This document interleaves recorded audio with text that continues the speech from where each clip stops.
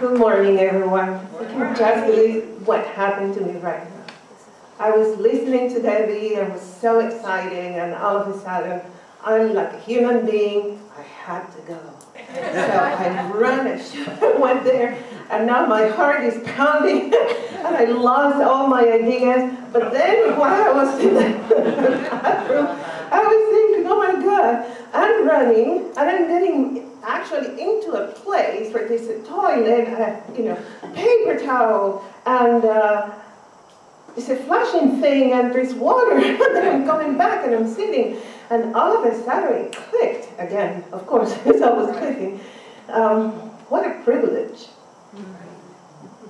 I mean, you have a body, and you respond to the body's urgency, but you have an infrastructure that supports that urgency, And then you have an able body, because you've been able to run and back and forth.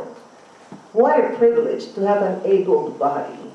What a privilege to be standing in front of you and saying, my name is Gloria, Caballero, and that I can speak, I can utter words and sounds.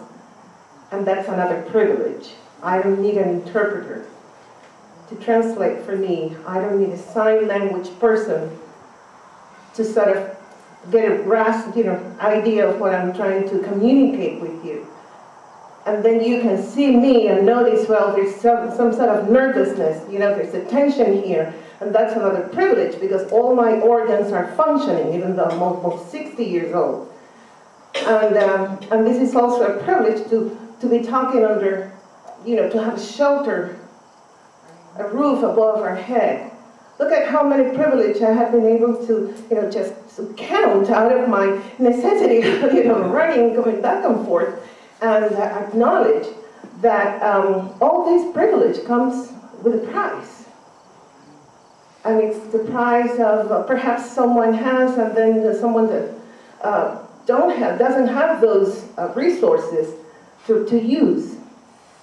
While Debbie and the previous speakers were talking, I was just looking at, while listening, of course I was following everybody, but looking at all the flags, the colors of the flags. I was looking at the different icons that we have, and that brought me into my Yoruba tradition, that syncretism that we have in Cuba, just the emergence of native, indigenous, African, and Catholicism, culture, and we practice that in Cuba. And that syncretism is important to us Cubans. It's important to me, because I was born inside that mixture of philosophies, of ways of thinking and looking at life, and how colors mean so much to us. Yellow represents Oshun, and Oshun is a deity. And yellow, it's gold, it's honey, it's sweetness. Yellow is peace, it's diplomacy, it's communion, it's conversation. Yellow means understanding, and apart from being that king of us, which is the sun. And then I was looking at red. Red is Shango. He is the king of wars, and whenever there is war, he is there, to fight injustices, not to start the war. So he's pretty much the keeper of, how do I prevent this war? But if they have to go to war, I will not go to war to profit off of that war, but to defend my people. I guess that's the revolution Debbie is calling us, And it's a different way of waging war, which is the war with words, the war with love. It's a war with communion. It's a war of going outside and talking to your neighbors. It's a war of trying different foods, And it's also, in my point of view, it's a war of just breaking away from the borders of the United States and go travel, meet people abroad. Try to, at our age, learn a new language. I lived 7 months in Poland. I was doing research in a city called Łódź, and we say here in the United States, Lot. So in Łódź, I had to force myself to learn some Polish. And I had to understand, wow, imagine immigrants people that come to the United States without the language. How I felt such a child, you know, in my 50s in Poland, trying to communicate with these people without a Polish. So I forced myself into learning, you know, Polish. But the way I did it was just embarrassing myself, putting my body and then pointing at what people were eating, and then they would tell me, and then the next day I would go back to the same place and say, oh, I see her. Okay, so I'm pointing again until they will taught me. I opened myself to learn that culture. But they were doing it in such a way that it was gentle, it was humane, it was sweet, oshun. And my war was with me, not against anybody. I had to open my mind. I had to understand that I was in a terrain that people cherish their own way, and that I had to respect that. Then I looked at the white banner, that flag.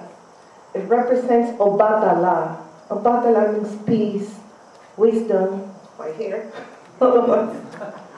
Peace, wisdom, you know, understanding, communion. And it's the person, it's the deity that reigns above all of our heads.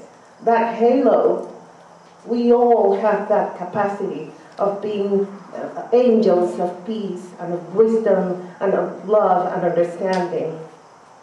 And I looked at the blue one. Blue represents Yemaya.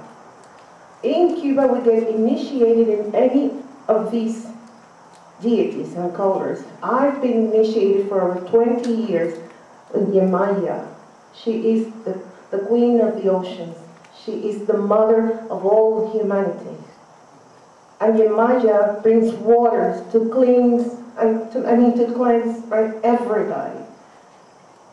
And this, from me to you, with that energy of the Orishas, the Yoruba people in Africa, with my energy from my heart, I bring this water of peace and freedom and liberation and understanding, so that we cleanse this, as Chinua Achebe said in his book, things that are falling apart. And it's falling apart because there are almost 1,000 military bases around the world from the United States. It's falling apart because there's neo-colonial imperialism that is killing the earth. And when I talk about these banners, I'm talking about the environment. We need to preserve the waters, the winds, the earth, the air, the rivers, all the green that we are surrounded. And how do we do that if not by stopping this system of oppression that is killing all the living beings on the planet, including us? If we silent is consent, right? But we're silent because we are afraid. And that fear is what we are being instilled every day by consuming all this propagandized information, by only listening to one side of the story. And there are so many stories and so many truths, and history is always written by the winner. But we need to listen to the ones that were conquered, because they made possible that at least some of us keep this peace of mind and stay focused, to keep, as I was saying this morning, rattling this snake, to keep people awake. We have been numbed into believing that this manifest destiny is still what we live through. That in the name of God, we have the right to civilize and conquer and occupy and kill and destroy. I say in the name of the Orishas, and I say in the name of God, and I say in the name of these two ladies, please rise. Rise together. Talk to your neighbor. Bring peace and love, and rise here with me and say, I want peace.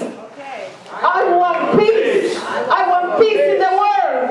I want peace in the world. I am an angel of peace. I am an angel of peace. Please repeat it. And don't be afraid or scared or ashamed, because we have to believe that this conference is what it brings, is these people together, and believing that if we're talking this conference about peace, let us talk words of love, words of unity, words of wisdom, words of sweetness, and words that really make that communion, uniting everybody. I want peace, everybody. I want peace. I want freedom. I want freedom.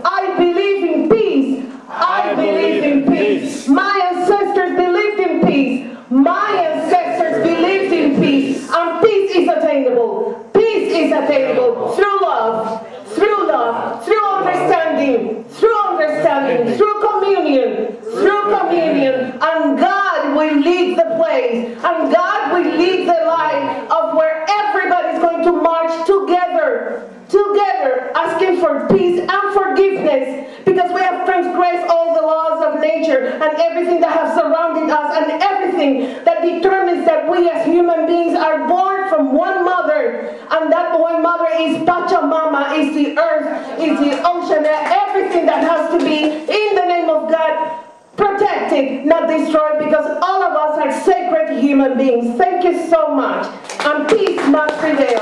Thank you.